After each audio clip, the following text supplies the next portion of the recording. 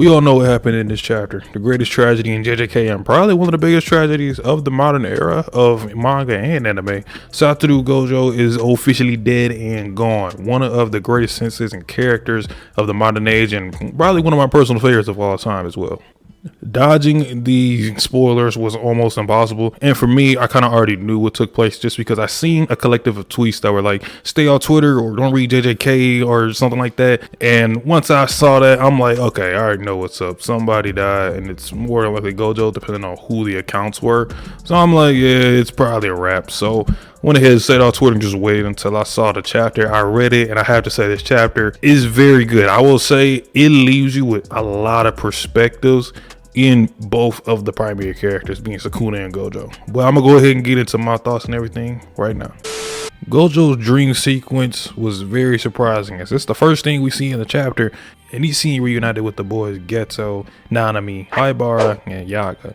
In this kind of afterlife setting, almost like an ethereal plane that's played out, Gojo says, man, tell me this is a dream. I always told my students, when you die alone. This belief is almost contradicting, but in like a good way. Gojo believes sorcerers will die alone because of the nature of sorcery, but in his dream, something you wish to happen in a positive nature, he's back in his youthful days with the people who he grew up with, as if he wishes it was more like this when sorcerers die rather than reality. Really something to keep in perspective as more deaths are going to happen later on in the series.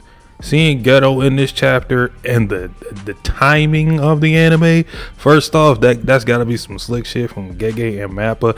I bet they were like rubbing their hands together laughing at this, but for real, Geto in this dream state just felt satisfying, but also defeating, because we realized what was going on the more we kept reading these pages. Gojo mentioned he asked Shoko to take care of things in regards to Toji being Megami's father.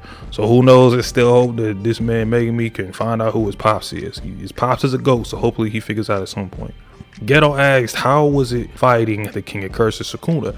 And Gojo, of course, gave Sukuna his respect, talking about how strong he is, and he even goes as far as to say, even without Megami's 10 shadows, he doesn't know if he could have beat him, and that Sukuna wasn't giving it his all. You can look at this as, facts, which to us, the audience, we know, at least from what we've seen, Sukuna would have definitely struggled a lot more if he didn't have the 10 shadows, to at least have a counter to infinity. And Gojo even said that Sukuna wasn't giving it his all, which, to be fair, he never used that open box thing. He never used the gift from Yorozu. He never used his forearm technique, but in a way he was still giving it his all, because to me he was kind of fighting Gojo in probably a style he doesn't even really prefer, but he gave Sukuna his biggest obstacle, which is really dealing with the infinity in Limitless.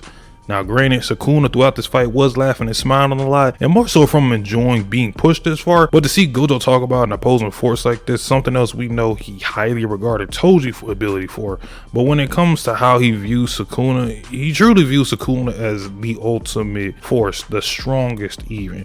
Gojo's quote of, "You can admire a blooming flower, but you can't ask it to understand you," really describes the loneliness of being on that island that feels like when you're far above the rest, something I guess Sukuna himself can relate to. Everyone else can't understand that feeling and that responsibility is to really hold that status. This entire conversation is the definition of bittersweet. Haibara talked about how Gojo didn't care about, protecting people or keeping sorcery going. Something they all thought about, but, he never said directly to him. That was their perspective. In a way, it is true. Gojo never prioritizes protecting people. We've seen that a lot, but at the same time, he wouldn't harm civilians to get, to go after an opponent. He wasn't that cold, unless he had no choice. But even then, he would try his best to at least limit as many casualties as possible. As for keeping sorcery going, I'm not really sure what they mean by that. I feel like he's more so talking about like a traditional standpoint of, keeping the tradition of sorcery going, which from that case, he definitely wasn't doing that.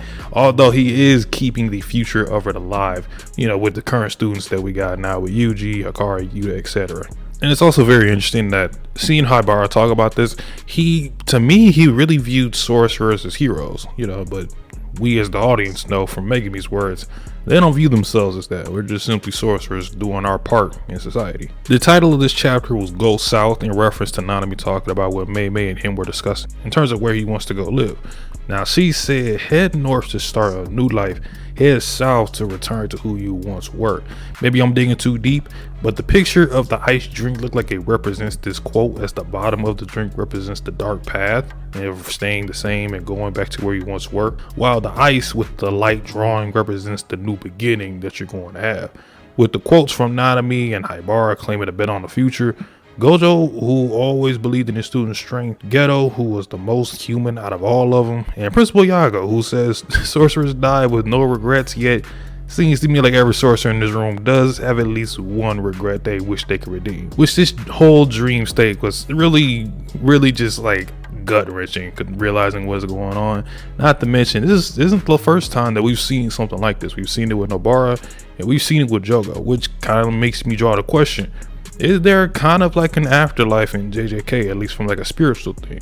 Let me know in the comments. And after this dream, we cut to this man Gojo's upper body just showing, laying on the floor in this double page spread. Sukuna went on to explain what happened, and to sum this up, we know about Maharaga's adaptability, but little did we know Sukuna was using Maharaga's adaptability as a blueprint, or a model so to say, to break through infinity during the adaptive process. Maharaga is altering its own cursed energy to nullify that infinity. He let Maharaga do this until Maharaga adapted to infinity a second time, but in a different way. A way Sukuna himself could do it. This time the second adaptation didn't just send flying slashes, but he expanded the technique's target and targeted the space itself, the world. This man Sukuna straight up turned his slashes into straight up dimensional slashes, but in a more scientific manner, not as, outlandish as, for example, Yami's. This explains that, I guess, during Hollow Purple, Sukuna launched his enhanced slash towards Gojo. Now just look at the man body, bro. I almost forget how remorseless Gege is when it comes to showing how brutal he can just end the character. And Sukuna outright states that infinity was his biggest task to try to get over. Doing that with the test of Maharaga was a gamble, but it paid off. This battle had challenges for the two strongest characters in the series to overcome, and both of them defeated those obstacles, except Sukuna getting past infinity was the biggest one out of all of them. Sukuna, in one of the best panels that he has in the entire manga, tells Gojo that you did well. I won't forget you as long as I live. What a legendary battle between the strongest. Heated discussions, whether logical or dumb as fuck. Learning new things about Jujutsu through this fight. This battle truly made Gojo and Sukuna even better as characters. This solidified Gojo for me as a Goto sensei, Goto character.